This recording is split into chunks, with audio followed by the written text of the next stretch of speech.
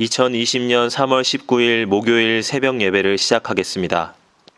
다 같이 사도신경으로 우리의 신앙을 고백하겠습니다.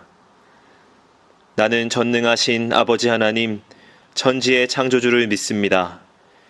나는 그의 유일하신 아들, 우리 주 예수 그리스도를 믿습니다.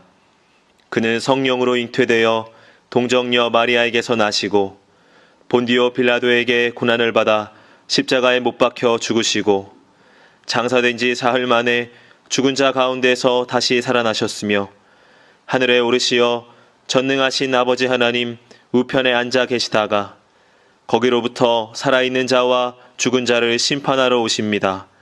나는 성령을 믿으며 거룩한 공교회와 성도의 교제와 죄를 용서받는 것과 몸의 부활과 영생을 믿습니다. 아멘. 다 함께 찬송가 459장을 부르시겠습니다.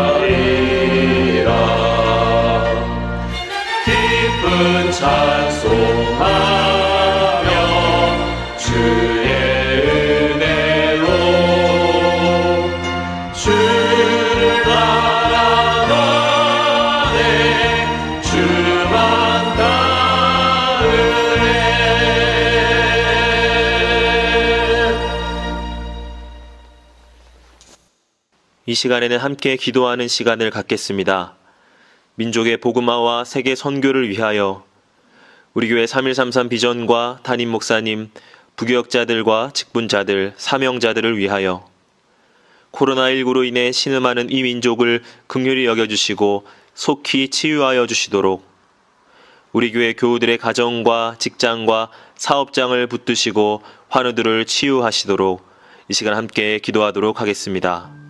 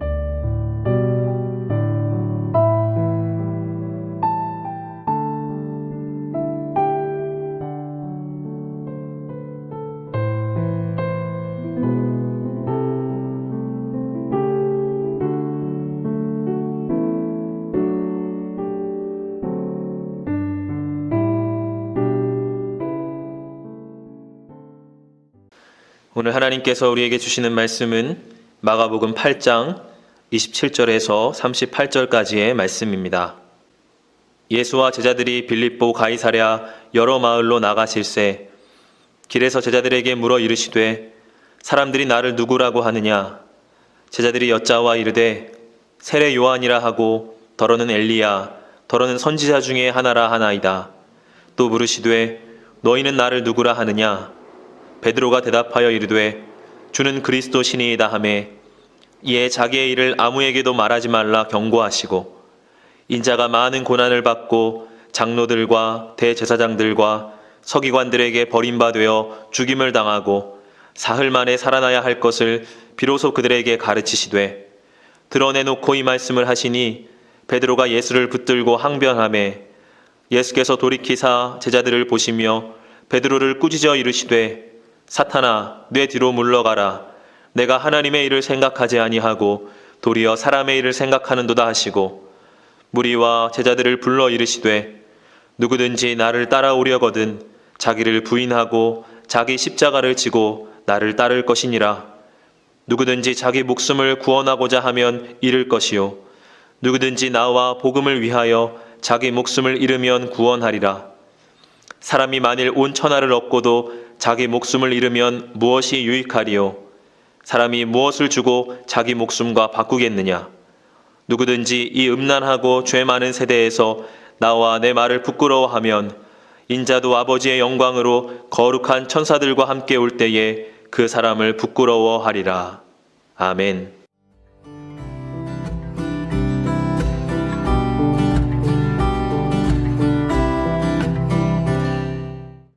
오늘 본문의 말씀을 보면 예수님께서 제자들에게 말씀하십니다.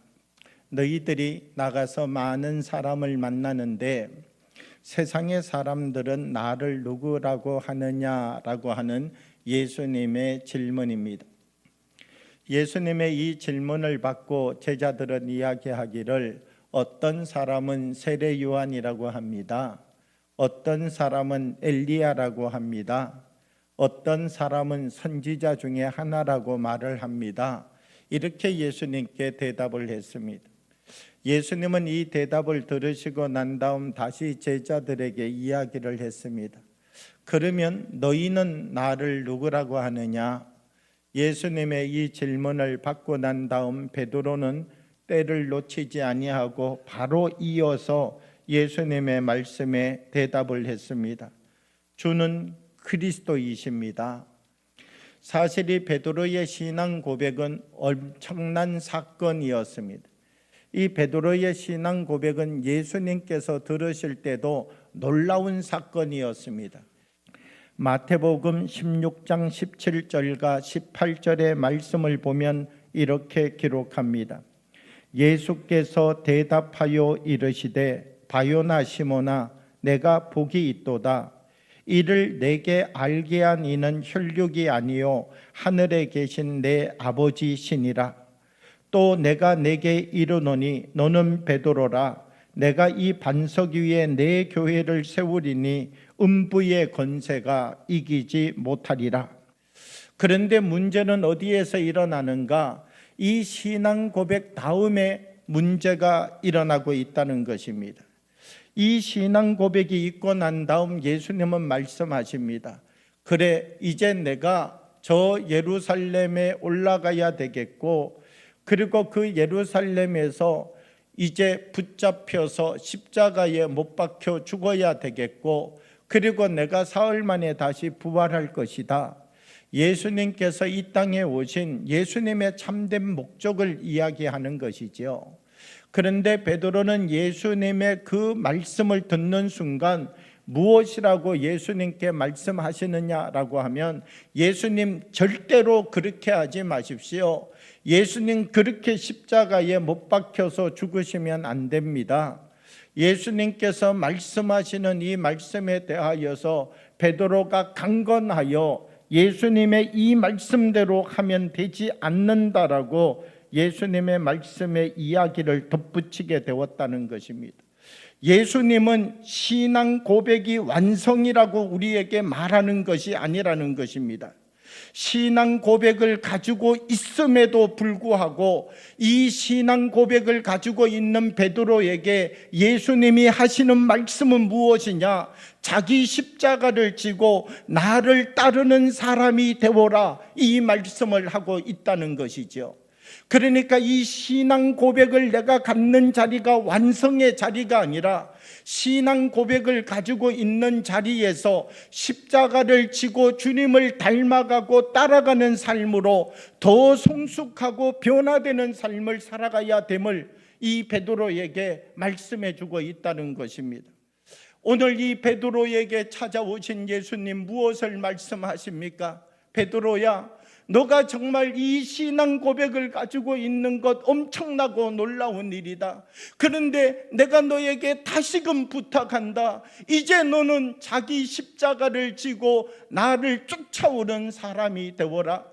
입술의 고백만을 가지고 나를 따라오는 사람이 아니라 자기의 십자가를 지고 이 신앙 고백 속에서 더 깊은 하나님을 만나고 더 깊은 하나님의 은혜를 경험하는 삶을 살아가는 사람이 되어라.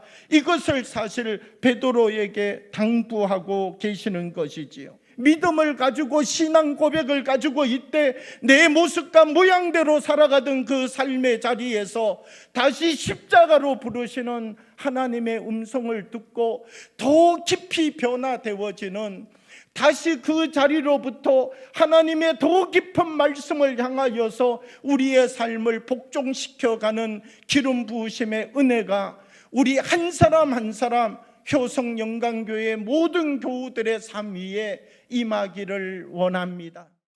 주신 말씀을 생각하며 잠시 묵상으로 기도하겠습니다.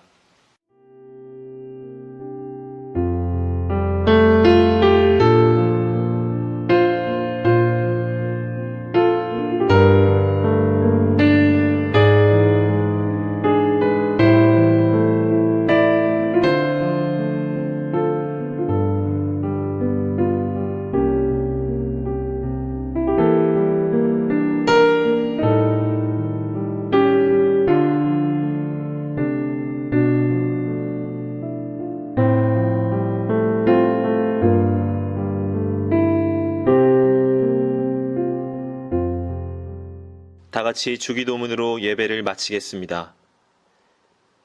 하늘에 계신 우리 아버지, 아버지의 이름을 거룩하게 하시며 아버지의 나라가 오게 하시며 아버지의 뜻이 하늘에서와 같이 땅에서도 이루어지게 하소서.